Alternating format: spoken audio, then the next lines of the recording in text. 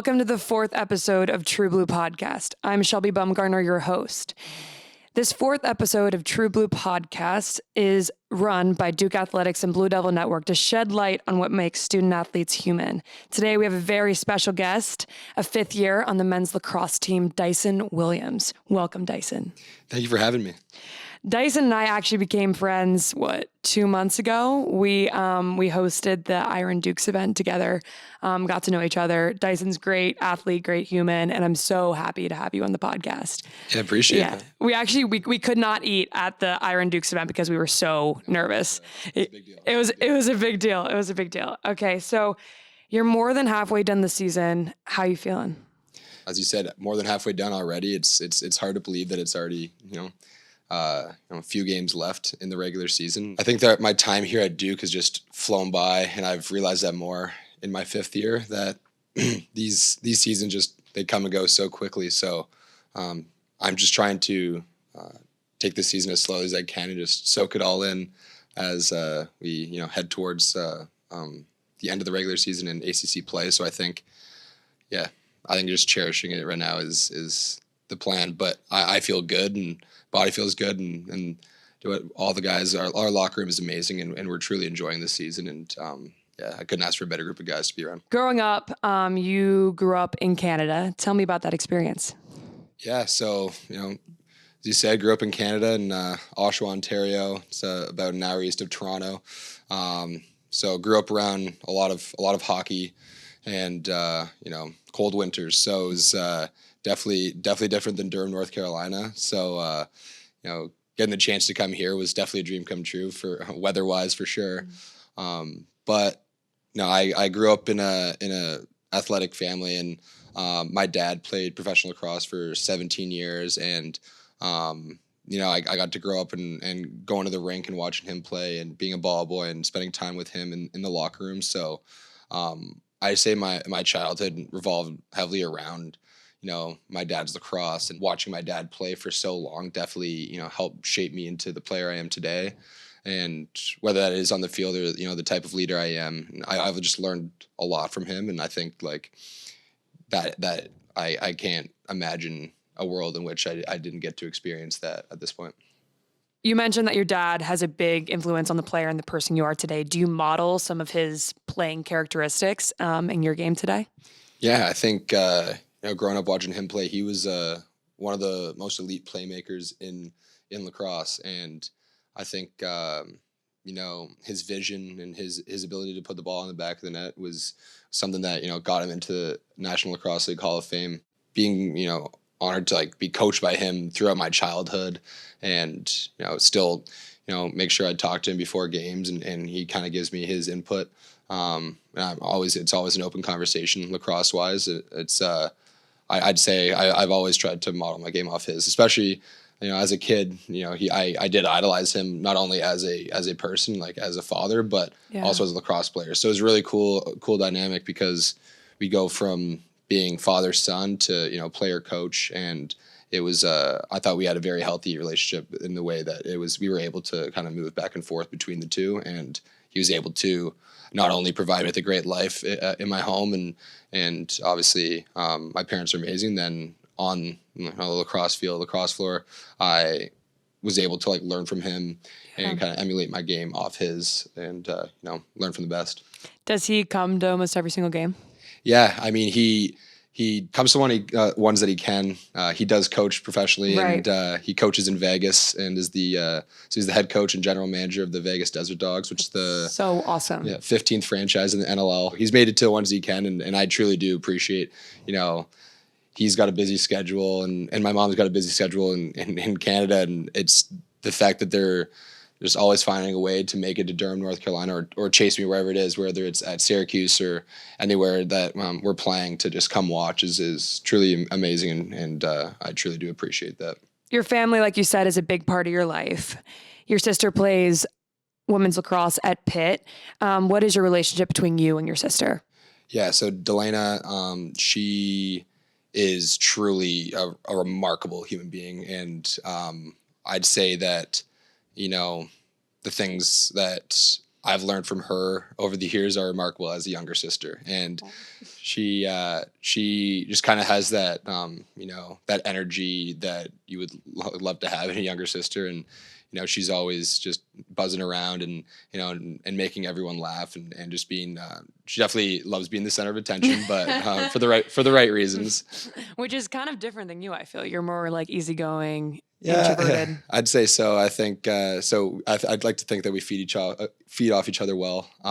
But no, she's remarkable, and she said she's a junior at Pitt, and she's on lacrosse team. Super smart person. Just a new program. Yeah. So her first year at Pitt was the first year they were a team. So that's awesome. Got the opportunity to watch her play at Koskinen against Duke in her first year, and she scored a goal. So it was really cool and really special moment to see like kind of my home field and my sister playing on it as well, and just battling and having fun. That's so awesome.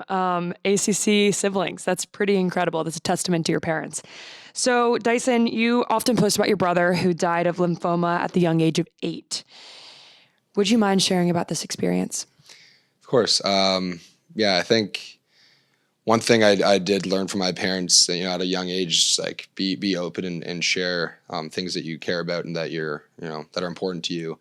And to me, Tucker is completely that. And, being 14 and finding out that your younger brother is diagnosed with Burkitt's lymphoma and you don't really understand what the ramifications of this are, it was certainly tough. And that year was just kind of a roller coaster of emotion. And my sister and I had to deal with, parents not being around as much because they're with Tucker at the hospital and getting Tucker better. So I would say that, although I was only 14, I do feel like I did have the opportunity to grow up a lot that year and learn from those experiences. And I know it's the toughest thing I've ever had to go through and that my family's had to go through.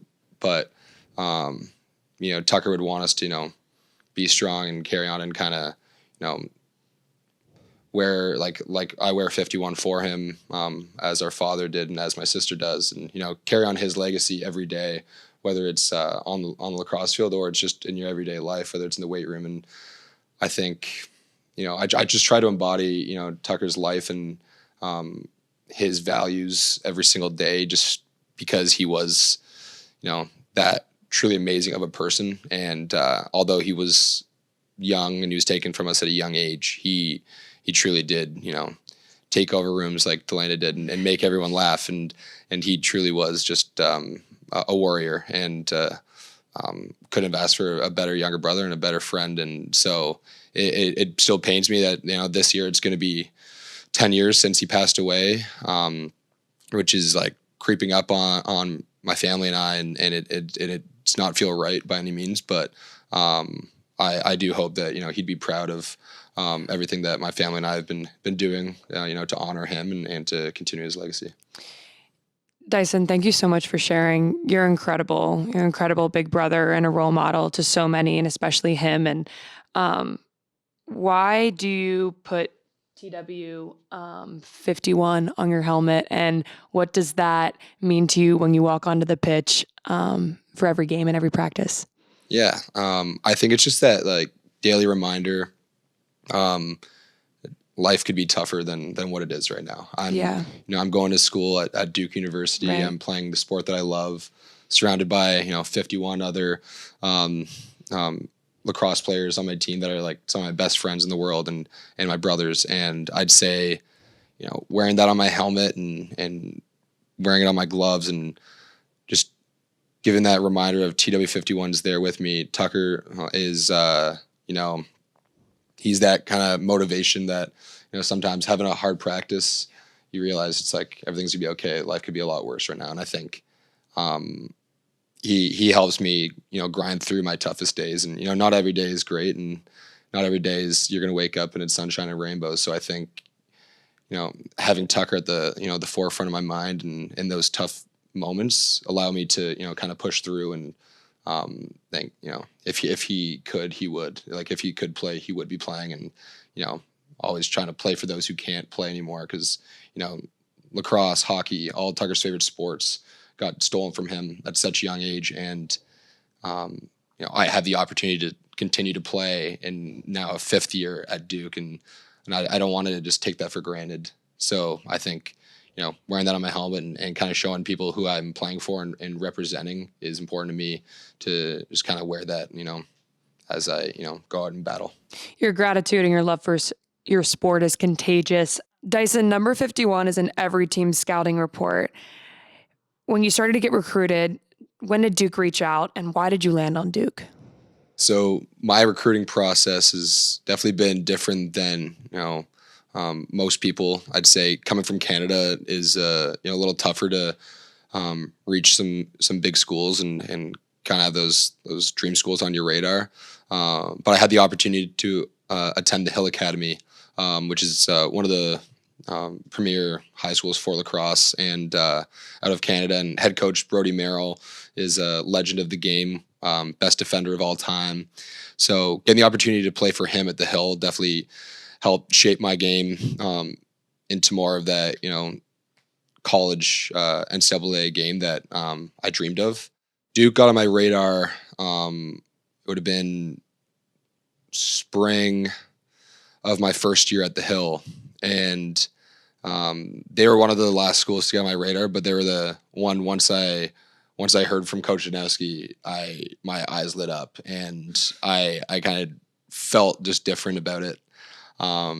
And had the opportunity to come visit Duke and watch them beat High Point on Costin by like 12 goals, and be at Duke for the first time, and it was truly just a wow moment for me. And I remember walking around and talking to Coach D, and truly just being in awe of the place and feeling so welcome and feeling just at home. And there's a funny story. So actually, it would have been 3 or 4 weeks later after I visited Duke. My first ever spring game with the Hill was actually played at our practice field here at Duke. You're kidding. So we were here for the King of Spring tournament that was in the Raleigh-Durham area. And so played on my practice field now. That was my first time playing on there, obviously. And so awesome. Had the opportunity to win the game in front of Coach D and score the overtime winner. So it was like kind of a foreshadowing moment. If yeah, you will. it felt cool and it felt right. And I think doing that and then getting to talk to Coach Janowski after and feel like I've kind of made it here, and I felt kind of at home. Like I said before, he's Coach Janowski is a truly incredible man, and his numbers don't lie. He's the winningest coach in D1 history, but it's honestly the way he handles the locker room and really just leads the group of men that I just think he's just truly is the best. Dyson, you mentioned the Hill. How did that experience playing for that high school mold you into the person and the player that you are today? And what are the similarities and the differences of Hill and Duke? Yeah, so right off the bat, first difference for me is that the Hill at the time was in a hockey rink. So my school was legitimate hockey arena. And you're kidding? Not kidding. And we'd have our team lift, and there'd be families walking through the lobby with their hockey equipment ready to go for practice. And did you ever play hockey? I did for a little bit. I played for a few years as a kid. And then once I got to high school, I started just playing lacrosse. Mm-hmm. But so being, in a hockey arena was definitely a different kind of vibe for a school. So it was cool though, because, it was a very small school. It was around only 200 students, and it was all either lacrosse or hockey players. So I'd say that the biggest difference for that was, now I'm going to school at Duke University, and you look around at this beautiful campus, and it's absolutely absurd. But Koskinen looks a little bit different than an ice rink. Yes, exactly. But the amount of similarities that there were for the lacrosse program are tremendous. I'd say that Coach, as I said before, Brody Merrill, as one of the legends of the game, he wanted to emulate what it is like to be on a college program. I think my time at the Hill, I felt that way as well when all my coaches were pro lacrosse players, and I'm learning from some of the best to do it in the sport. So I think that being at the Hill definitely helped translate my game to Duke. And while it is obviously an extremely different pace once you get to college, and it's a lot faster, and everyone's bigger, stronger, and just better at the game, I think that that place definitely did set me up for success, and I couldn't be more thankful to for my time at the Hill. That's incredible. You are a finisher. You love goal scoring. Have you always been an attacker? Yeah, so ever since a young age, watching my dad play offense, there's no doubt I wanted to be able to score goals and create offense like he did. I remember having to play defense when I was a kid in box lacrosse, but definitely had more of an appreciation for offense and scoring goals and making plays. How does box lacrosse, which is a huge background for you, not to mention #1 draft pick last year, how does box lacrosse help your game now? Yeah, I'd say box lacrosse is something that every lacrosse player should play both field and box lacrosse. I think that the intricacies of box lacrosse can certainly help transform your game into a new level. Especially offensively, I think in box lacrosse you have to work in tighter corridors, and you're playing with more pressure on you and just in a tighter space because you're playing in a hockey arena. Whereas field, it's more spread out like a soccer field, and you have way more space. So I think learning how to catch and shoot in pressure with guys right on your back, and there's just a lot of motion. It's only 30-second shot clocks. It's just faster pace, and I think that the opportunity to play box since I was 3 years old has certainly helped evolve my game now. You were the #1 pick for the Albany Firewolves. What was the experience being the #1 draft pick, and what did it mean to you and your family? Yeah, it was a truly special weekend. It started off, my dad was inducted into the Hall of Fame the night before the draft, so got to go home, flew into Toronto, and made it to my dad's Hall of Fame ceremony, and got to spend that night with a bunch of family and friends. And then the next day to hear my name called and walk up on that stage was truly a dream come true for me. I've been dreaming of the moment to join the National Lacrosse League ever since I was watching my dad as a kid, and I attended my first NLL game when I was a week old at my dad's game. So lacrosse is in your blood. It truly is, and I was. It was truly an incredible moment, and one I'll never forget. And I'm obviously focusing completely on my final season here at Duke, but certainly was a truly incredible moment, and couldn't be happier. You scored 60 goals last year. You are the ultimate finisher. What is your goal song, and what is your favorite way to celebrate with your teammates? Yeah, so my goal song is "Don't Stop Me Now" by Queen. Great one. Yeah, great one. I think it's just electric, gets the boys going.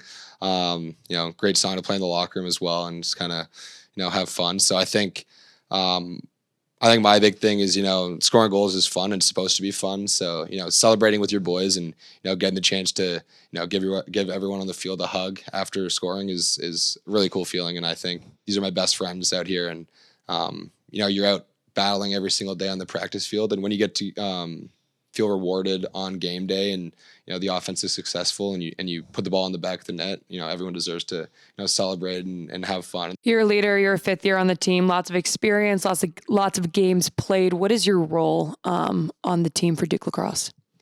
Yeah, I think we have an incredible amount of depth, and we have a roster that's built of older guys, younger guys, but skill everywhere. So I think that while from top to bottom the skill does not differ at all, I do think that I feel as a fifth year as a captain to bring experience to the locker room and to bring experience to the field is something that's important. Coach Janowski always says how the seniors, the fifth years, they've been in every situation in games, and have had the opportunity to play in the big games on the big stage. And I think making sure to stay poised and to understand, you've been here before. So whether you're losing by 3 or up by 3, things don't change. And so I think just, keeping that, steady Eddie mentality and just keeping it going. I got to watch you in Philly last year at the national championship in the Final Four. What was that experience like, and what are your aspirations for getting back to that place? Yeah, obviously it's season did not end the way we would have hoped. Notre Dame was a great team and still is a great team, and they're obviously a team in the ACC that we get to see every year. So to play a rival like Notre Dame in the national championship was truly an incredible experience. However, in that stadium, it was sick, really packed, and it was really cool. And we got to be the villain that weekend. Everyone was cheering against us. So that was something I hadn't really experienced in my life. So that was certainly cool, but obviously sour taste in my mouth still from last year. So just taking it one game at a time right now, and just making sure we take each step just to make ourselves a better team, and to hopefully one day put ourselves in a position to, win a game, win another game, and just keep it rolling. You play at Duke. You also play internationally. You play on the Canadian national team. What's that experience like playing for your country? Yeah, it's a really cool experience, and another one of my dreams growing up as a kid. I got to watch my dad play on 3 occasions for Team Canada, and I was a ball boy on for a couple of them, and I think that watching him play where the Maple Leaf and represent Canada is a lot different than playing a full season in the NLL or in professional field lacrosse. But just spending time with guys I grew up watching and some pros that are just incredible players was an experience I'll never forget. And to do it against to play against Coach Neski, to play against Brennan was really, really special. Definitely something I want to do again and get back there and get revenge on the U.S. But no, I loved every second of playing for Team Canada. You were a leader on the Duke team and so loved. What does Duke lacrosse mean to you? Duke lacrosse to me means everything. I would not be here. I would not be, the person that I am today without Coach Neski and what he's given me.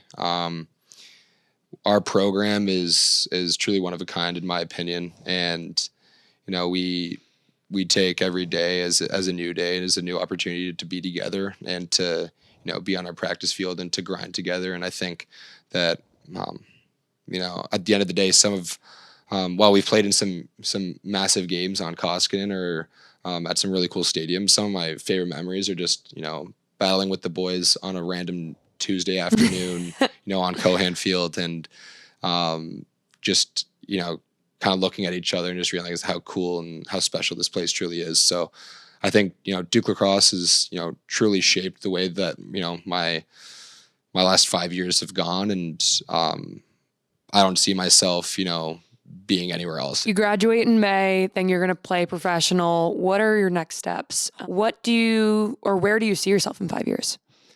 I'd say I certainly do want to play lacrosse as long as I can. I think my dad kind of paved that dream for me as he played till he was 40, and he played for a long time. So he's kind of giving me that, like, if he could do it, I could hopefully do that too. So no, I do want to play as long as I can.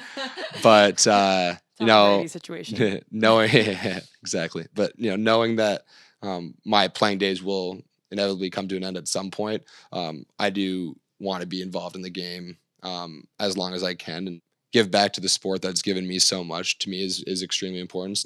I do think that I'll want to be involved with the game as long as I can, and eventually coach my kids one day, and and help them hopefully have the same dreams as me, and Yeah, I don't think there's going to be a Dyson Williams kid that doesn't play lacrosse. What do you love about growing the game?